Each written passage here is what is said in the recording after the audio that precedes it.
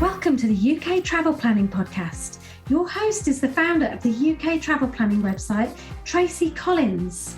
In this podcast, Tracy shares destination guides, travel tips, and itinerary ideas, as well as interviews with a variety of guests who share their knowledge and experience of UK travel to help you plan your perfect UK vacation. Join us as we explore the UK from cosmopolitan cities to quaint villages, from historic castles to beautiful islands, and from the picturesque countryside to seaside towns. Hi, I'm Tracy Collins and welcome to episode 106 of the UK Travel Planning Podcast. My question to you this week: are you planning a trip to London and considering purchasing a London pass? A pass that offers access to multiple attractions in the city? Or is this the first time you've heard of the London pass and would like to know more? Do you have questions about what is included, how to make the most of it, and whether it's worth the investment? Curious about discovering hidden gems and lesser-known attractions? Well, in this episode, I chat with Daryl Bennett from GoCity, who is the go-to expert on everything London Pass. He answers all of your questions and more. And to make things even more exciting, stay tuned until the end to find out where you can find UK Travel Planning's 5% discount code for the London Pass. But let's dive into this week's episode. I started by asking Daryl to introduce himself and share a little bit about his background and his involvement with the London Pass. Hi, so my name's Daryl Bennett. I've got a ridiculous title of Senior Regional Director for London and Dublin. That's a very fancy way to say I look after all of the London attractions and the Dublin attractions that we have on our London products. We're talking about the London Pass today. So I make sure that we have a really first-class lineup of attractions, a broad range of attractions and experiences, and then I maintain the relationships with those attraction partners to make sure that they are continuing to be happy working with us, and so that I can, in all honesty, negotiate the best possible rates for us so that we can pass on those savings to our customers to ensure that they get the best value from the London Pass when they're visiting London or any of the other cities that we operate. So London Pass is owned and operated by a company called GoCity, and London is one of 30 cities that where we own and operate passes globally. So that's exciting. So you're in charge of the London Pass and the Dublin Pass then, Daryl? Correct. Yes. Wow. So, it's a little bit of a weird one. Within the company, there are two products: the London Pass and the New York Pass, which have kind of kept their old names, and then all of the other attractions kind of have GoCity in front of them, and then insert name of city for wherever it is you want to visit. Okay, right. So we are here to talk about the London Pass. So give us a brief overview of what the London Pass is and how it works. So, in essence, the London Pass it's an app-based multi-attraction product that allows customers to visit attractions using a single QR code.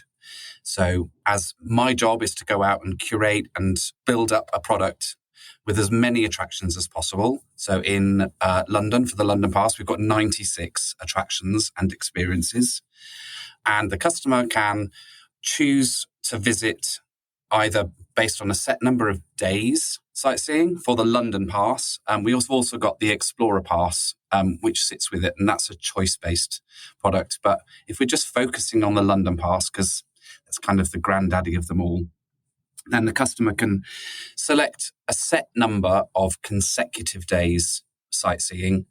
And then during the course of that lifespan of the pass, they can visit as many of those attractions that we've collected together without further payment. So the joy of the product is that we've kind of done a lot of the hard work and the research for you. We've gone out. I'm based in London. I've lived here for 30 odd years. And been in the industry for most of those as well. So know the London attractions landscape really well, and just to try to make sure that we've got, as I say, kind of all of the key attractions, but some of the smaller ones, some of the slightly quirkier ones, some of those that you'll only find in London. And then we present those to the customers on our website or the app, and then it's up to them to choose how many they'd like to visit based on, obviously, their budget, the amount of time they're going to be spending in London, and just their kind of appetite for sightseeing. And what would you say if somebody was considering buying the London Pass? So what would be the benefits for them of buying it? I mean, you've already kind of mentioned, I mean, for me, one of those advantages is the fact that you pay and that's it. You've paid up front, you've got your pass and you can choose from those 96 different attractions. So that's immediate benefit. Yeah, absolutely. So you've kind of, as I said before, we've kind of got that research already done for you. You've then got all of those key attractions in one place. So once you've bought your pass, you sync it to our app, and then you use the app as your kind of city guide around London. But you've then always got those 96 attractions in your back pocket that you can reference back to. You have ultimate flexibility. So wherever possible, we try to arrange so that our customers don't need to book in advance. We can talk a little bit more about that later, the pluses and the minuses associated with that. But, if you wake up in the morning and, as it is today in London, it's bright sunshine, you might have been planning to go to one of the museums and you suddenly go, well, actually, do you know what? It's a really nice day. Let's get out of the city even. Let's go to Windsor Castle or let's go to Hampton Court Palace. And with the pass, you've got the flexibility to be able to do that because you haven't pre-booked anything. You haven't kind of assigned a specific attraction for a specific day. It also gives you that opportunity because there's in London 96 attractions to choose from. You've got access to attractions that you might not have heard of before. Or you might not have considered visiting before because, it just wasn't on your radar. And so you've got that opportunity to be able to kind of dip into experiences and attractions that you hadn't thought about doing before. And the other benefit is that the app actually just works as your city guide. So it has a brilliant function that it knows where you are in London. And again, going back to that point of visiting attractions you might not have before, it will tell you what your nearest attraction is. So you may have been planning to go to, I don't know, let's say Westminster Abbey. But at Westminster Abbey, you've also got the Jewel Tower right next to it. It's operated by English Heritage. It's part of the old Westminster Palace. And as the name suggests, it's where the jewels were kept before they got moved to the Tower of London. So do you know what? It's 50 yards around the corner. It's not one of those where you kind of Google things to do in London and the Jewel Tower comes up top. But why not? You've got a brilliant piece of history right next to all of the pomp and pageantry associated with Westminster Abbey. So that's perfect. So obviously you've mentioned a couple of the main kind of big attractions, but so what attractions, I mean, because things that will spring to mind, going to be the Shard, Tower of London, Westminster Abbey. Yep. So all of those are included in the London Pass. What else have you got included in the pass? And some of those lesser known ones, I'm also interested to know. So we've essentially got all of the key paid for attractions. So what you won't find on our London Pass is all of the museums and galleries, because in London, all of the major ones are free. Where we've managed to kind of secure some kind of offer for our customers, then we will include them. So, for example, the Natural History Museum, our customers can get a free souvenir guide from the Natural History Museum if they want to visit that. Or at the Science Museum, there's an IMAX cinema in there that customers can visit that without further payment. And we're constantly working with all of the attractions that we're not featuring to try and figure out a way of getting them onto the pass. As far as the key attractions, the Tower of London, Westminster Abbey, St Paul's Cathedral, the view from the Shard, they're all there. London Eye, Madame Tussauds, all of the attractions in maritime Greenwich. So the Cutty Sark, the Royal Observatory. And that's just a fantastic day out and a great way of getting out of the city and getting a view of the city. We use the hop-on, hop-off bus services of Big Bus. We use the Uber boat Thames Clippers. That's a brilliant way to get around London, and a great way to see London from a slightly different perspective. Shakespeare's Globe, the London Bridge experience, if you want a fright experience. It's been voted the scariest experience in the UK for the last 20 years, I think. I'd have your lunch after if you go to visit that one. A couple of my little kind of favourites, I guess, as a fairly new attraction to London called Frameless. It's up by Marble Arch, for those of you that know London. And it's an immersive art gallery that features 4 galleries. I think it's kind of quite well-known product universally. So you go in and you are immersed into the picture. But it's of all of the ones I've ever done, it's the best kind of experience that I've had. It's been, really well executed. Well, that's fun. It's really good fun, and I'm really lucky. I get to go to almost every single attraction experience in London, and you can get quite jaded. I'll be really honest. It's like, oh, here we go again, another new attraction. I'll give it 15 minutes, and then I'll come out. I was there for an hour and a half, and I didn't want to leave. Well, it's fantastic. I am also often asked which is my favourite attraction in London, and that's I can't pick my favourite children. But the one that I always quote or give back to people is Apsley House. Right, I haven't been there. Tracy, you should go. So it's the address is brilliant. Number 1 London. Yeah. It used to be the home of the Duke of Wellington, and it's just got the most fantastic collection of silverware, of chinaware, of armoury, and it's quite an imposing house right on Hyde Park Corner, but it just doesn't kind of look as if it's going to give you all of that beauty and history and fascination. So yeah. Oh, that sounds fantastic. So are there any exclusive experiences or special access provided if you've got the London Pass? So the short answer, sadly, is no. So there's what we do offer, though, is there are a huge number of attractions that we have on our pass products that our, let's say, competitors don't have. So there are other pass products out there. Other supermarket brands are available. But we have a huge number of attractions on there that don't feature on any of those other passes. So that includes Tower Bridge, Westminster Abbey, St Paul's Cathedral, all of the English heritage attractions. So that's Apsley House, Wellington Arch. So most of the attractions in Greenwich. So in terms of exclusivity, it's kind of they're exclusive to us, if you like. But with the attractions that we have got, there's a lot of additional discounts or special offers that London Pass customers can receive. So, you might be able to just get a 10% discount in the gift shop or a discount in the catering outlet just by showing your London Pass because you're a London Pass customer. So, yeah, we're again constantly trying to evolve those offers so that we are offering our customers even more additional value. I think that's excellent. I mean, you've already got a massive choice of attractions, but also having if you go in and you're with your family, with your kids, and you're buying some of those things in some of those museum shops, it soon adds up. So if you're able to get 10% discount because of the London Pass, that's certainly nothing to be sniffed at for sure.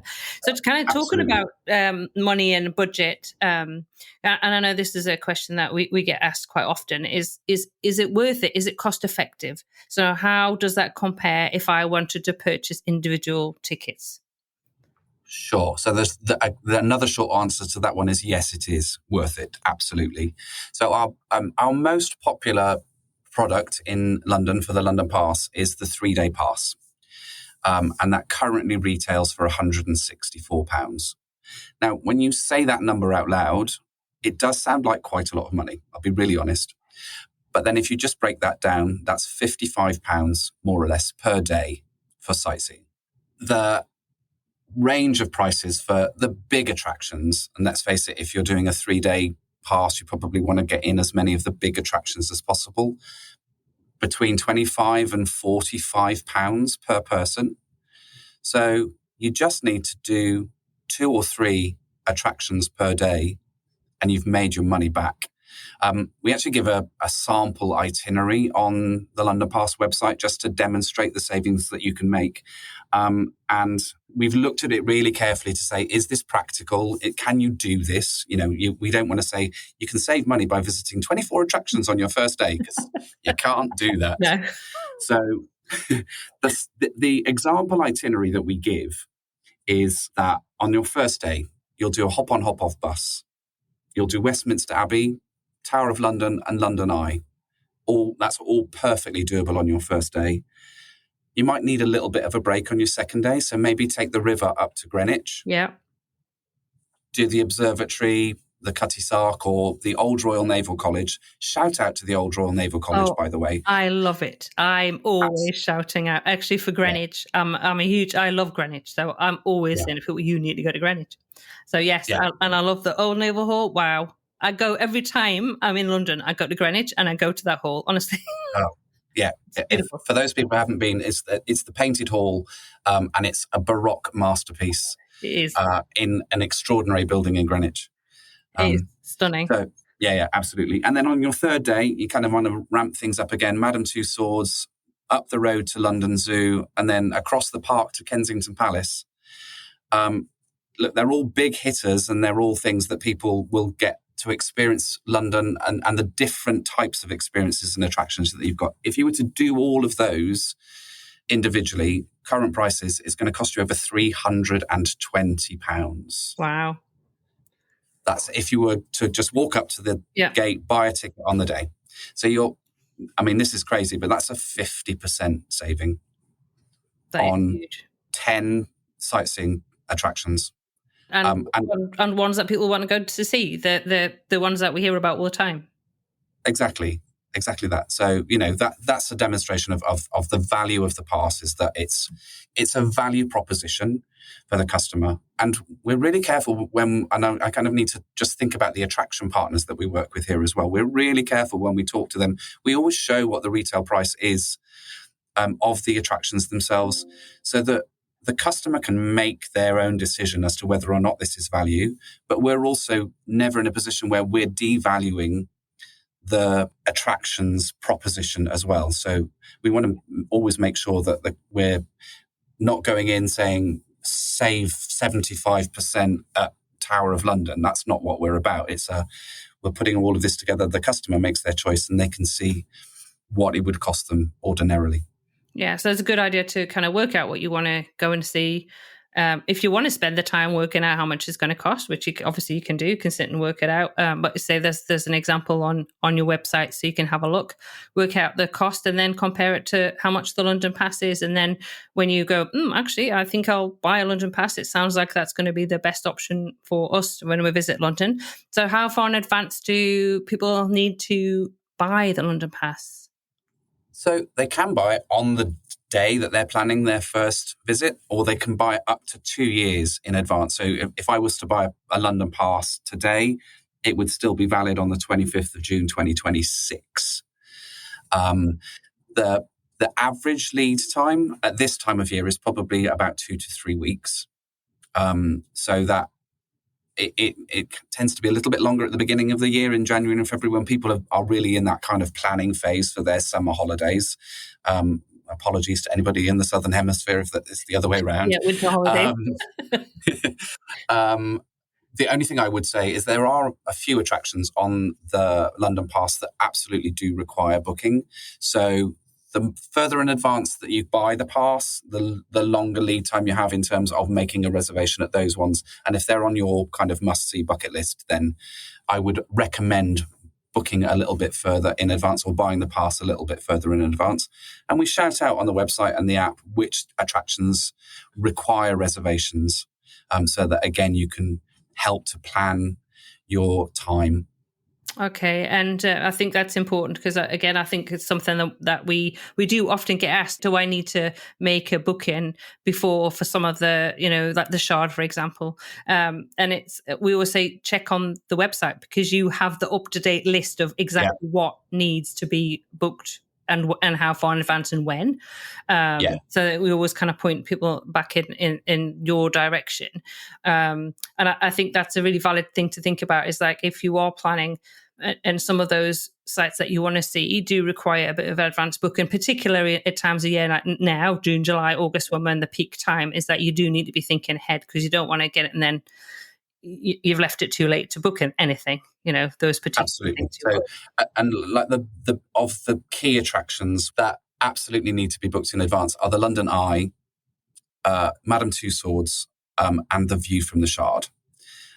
So all of those are reservation essential. And then, unsurprisingly, the walking tours, most of those require booking in advance, because the tour guides need to know how many people are going to turn up, so that they need to know and can work out whether they need to turn up. Yeah, no, absolutely. So let's move on to how the London Pass is presented. So I know you've mentioned digitally. Is it also in a physical format, or is it all digital? It is all digital now. So pre-COVID, we had physical London passes. They were kind of like little plastic credit cards, but we're helping to save the planet. So we've gone digital now. So once someone has purchased a pass, either from our website or our app, then they're sent an email confirmation with their order number, and then they link that order number to our app, and then they're delivered a QR code. And that's one single QR code per person, per pass. Right. That is used to access all of the attractions. So we provide all of our attraction partners with the wherewithal to be able to scan and validate those QR codes. So when the customer arrives, they just have to show the QR code to the admission staff at the ticket desk or the booth, wherever that is. And again, all of that information is on the website about what you do when you get to the attraction, as much as we can, because sometimes it changes. So we make sure we keep that as up to date as possible. So yeah, the customer just shows their QR code, it's scanned, it validates it to say, yes, this is indeed a London pass, not just a QR code from a box of cornflakes. And in you go and enjoy your experience. So that's perfect. So what should visitors be aware of to ensure they get the most out of having the London Pass? So I would say plan, just have a look at all of the attractions that are on there.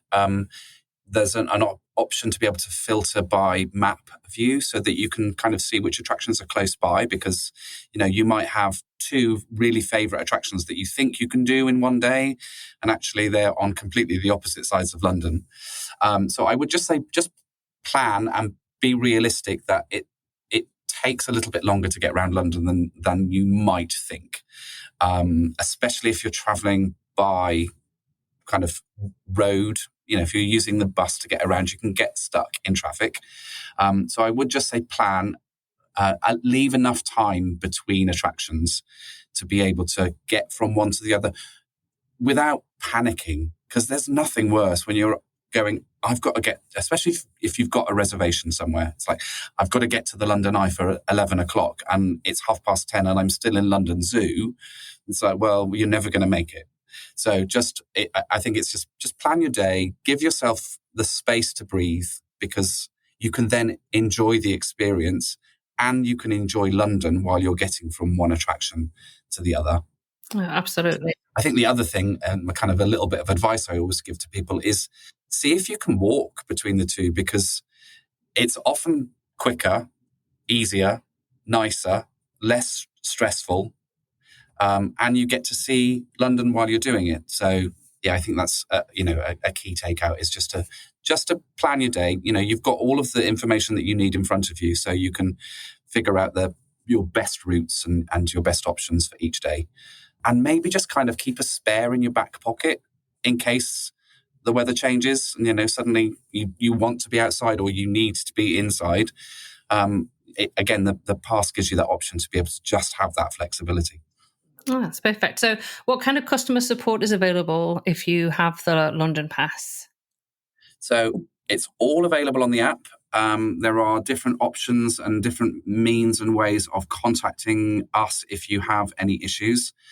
We provide all of the information as well to our attraction partners. So if there's an issue for whatever reason at the gate, they're able to provide that information to you. But we've got a call us function. We've got a WhatsApp. We've got a chatbot. I think we're about to launch a new one soon that's a little bit more intuitive. Numbers to call depending on where you're calling from as well. So all of that's available. And there's an email address if you need to get in touch with us. So we've given everybody as many different means of communication to get hold of us should they have any problems. But hopefully, because you bought the London Pass, there won't be any. Exactly. Well, it's been fantastic chatting to you, Daryl, and finding out all about the London Pass. I know I asked in our Facebook group and our UK Travel Planning Facebook group what questions people had. And so I'm sure they'll be really happy to listen to this, and all other listeners around the world that are interested in buying the London Pass to find out as much information as they have from this episode. So that's fantastic. But I always end the episode with the same question for every single person. So the question I'm going to ask you is predictable for all our listeners. They'll know is what is the one tip that you would give to anybody visiting London for the first time? Oh, you need me to narrow this down to one tip. I do. Well, I've kind of hinted at one, which is walk. My one tip, am I allowed to? Oh, go for it. Go on. No, okay. And my one tip is look up. Yes. Because there is so much to see that you don't see if you're kind of buried in a guidebook or I shouldn't say this, but buried in the app. But, you need to check your app and then look up. And if you can, use the river. Oh, absolutely.